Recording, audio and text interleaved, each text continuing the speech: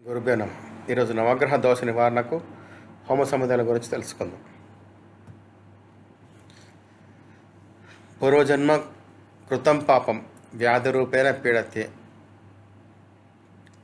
తచ్చాంతి ఔషధై దానై జపహోమ క్రియాదిభి అంటూ శారీరక మానసిక లోపాలకు శాంతిగా ఔషధులు, దానాలు, జపాలు, హోమాలు చేయడం అంటే భారతీయ సంప్రదాయంగా ఉంది.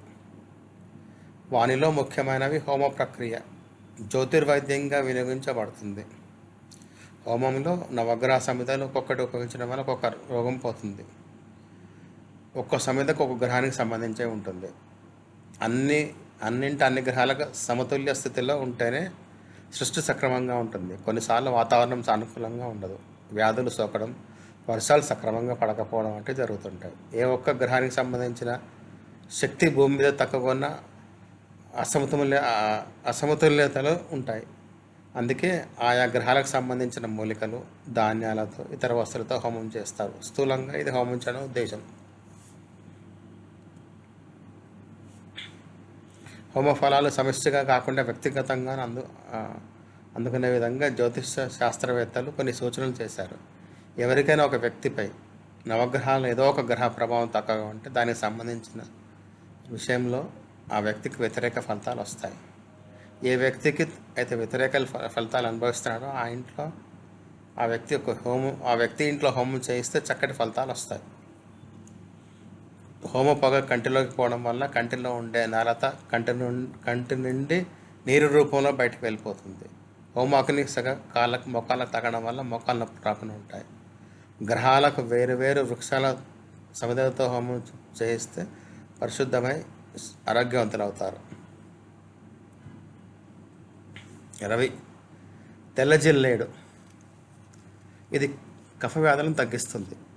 తెల్ల జిల్లేడు సమిధలతో ఇంట్లో హోమం చేస్తే వాస్తు దోషాలు నివారణ అవుతాయి. కళ్ళకు సంబంధించిన అనారోగ్యాలు నయమవుతాయి.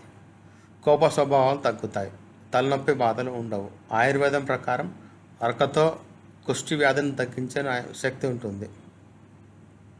చంద్రుడు మోదుగ సమిధులతో హోమం చేస్తే మానసిక సమస్యలు ఉండవు. ఆలోచన విధానంలో మార్పులు ఉంటాయి. సుఖ వ్యాధులు దరిచేరవు. మోదుగకు గాను మెత్తగా నూరిన పాలతో తాగిన స్త్రీలకు ఋతు సంబంధమైన సమస్యలు, గర్భ సంబంధమైన సమస్యలు ఉండవు. మోదుగ పువ్వులు గింజలు ఎండబెట్టి నీటిలో ఒక పావు చెంచా వేసి కాగబెట్టి తాగితే లావుగా ఉన్నవారు సన్నగా అవుతారు. వైద్యపరంగా చూస్తే జీర్ణ వ్యవస్థ అద్భుతంగా పునరుజ్జీవింపజేసే శక్తి మోదుగకు ఉంటుంది. రక్తాన్ని శుభ్రపరుస్తుంది. కుజుడు చండ్ర సమిధులతో హోమం చేస్తే ఎర్ర రక్త కణాల ఇబ్బందులు, ఎముకల బలహీనత ఇబ్బందులను అరికడుతుంది.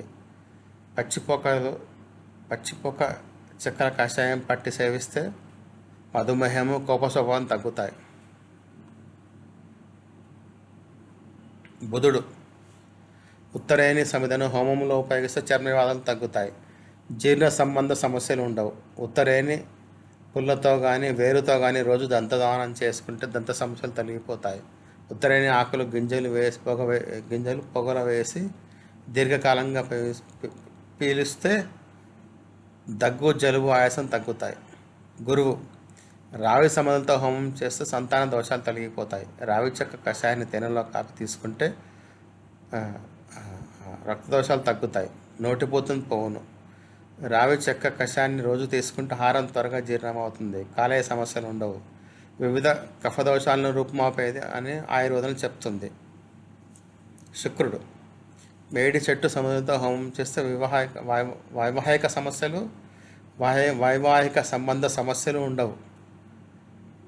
గురు దత్తాత్రేయుల వారికి అత్యంత ప్రీతికరమైన వృక్షం మేడి చెట్టు. దత్తాత్రేయుల వారు ఎల్లప్పుడూ సూక్ష్మ శరీరంలో సుప్రతిష్ఠులై ఉన్న ఈ వృక్ష మూలంలో ఉంటారు. దీని కాయలు, చెట్టు మొదల నుండి తీసిన రసం వాడితే మధుమేహ వ్యాధిని నివారించబడుతుంది. దీని విత్తనాలు పొడి చేసి తేనెలో కలిపి తీసుకున్న మధుమేహం దరిదాపులో రాకుండా పోతుంది.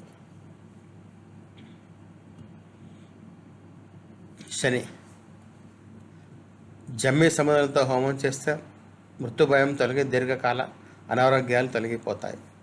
శమి వృక్ష గాలి శరీరానికి తగిలిన శారీరక ఇబ్బందులు తొలగిపోతాయి. ప్రతిరోజు శమి వృక్షానికి ప్రదక్షిణ చేసిన దీర్ఘకాల అనారోగ్యాలు తొలగిపోతాయి.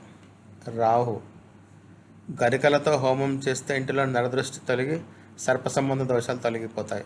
గరిక రసాన్ని గజ్జి చర్మం పైన ఉన్న కురుపులపై పెట్టిన చర్మ రోగాలు నివారించబడతాయి. దెబ్బ తగిలితే రక్తం కారిపోతుంటే గరిక రసాన్ని పిండితే రక్తం ఆగిపోతుంది. కేతు దర్భలతో హోమం చేస్తే కాలసర్ప దోషాలు తొలగిపోతాయి. మూర్ఛ రోగాలను తగ్గిస్తుంది. జాతకంలో ఏదైనా సమస్య ఉంటే శాంతి ప్రక్రియలో భాగంగా హోమం చేసుకోవాలని చెబితే ఇంట్లో స్థలం లేదని దేవాలయంలోనూ మరెవరైనా ఇంట్లో నవగ్రహాల సమేత హోమం చేస్తే గ్రహ బాధలు తొలగిపోవు. ఇబ్బంది ఏ ఇంట్లో ఉంటే ఆ ఇంట్లోనే హోమం చేస్తే మంచిది. తరచుగా హోమాలు చేసినట్లయితే ఏ రకమైన ప్రమాదాలు ఇబ్బందులు ఎదురుకావు. హోమం వల్ల అన్ని ప్రయోజనాలు ఉంటాయి. ప్రత్యక్షంగా మన ఆరోగ్యానికి, పరోక్షంగా నవగ్రహాలపై ప్రభావం చూపుతుంది.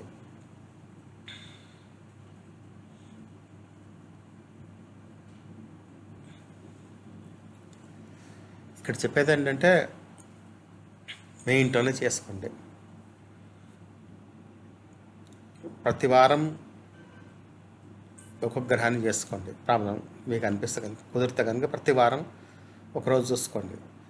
ఆదివారం రవి హోమం చేసుకోండి. సోమవారం చంద్రుడికి సంబంధించింది హోమం. ఇట్లా చేసుకోవచ్చు. లేదా అన్ని కలిపి చేసుకున్నా పర్వాలేదు.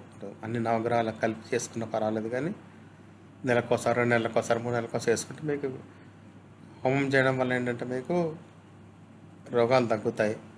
మీ జాతక ఫలం మారుతుంది. కొంచెం రెమెడీస్ వస్తాయి అన్నమాట. దానివల్ల మీకు ఇది ప్రయత్నం చేస్తామండి. మంచిది. ధన్యవాదాలు.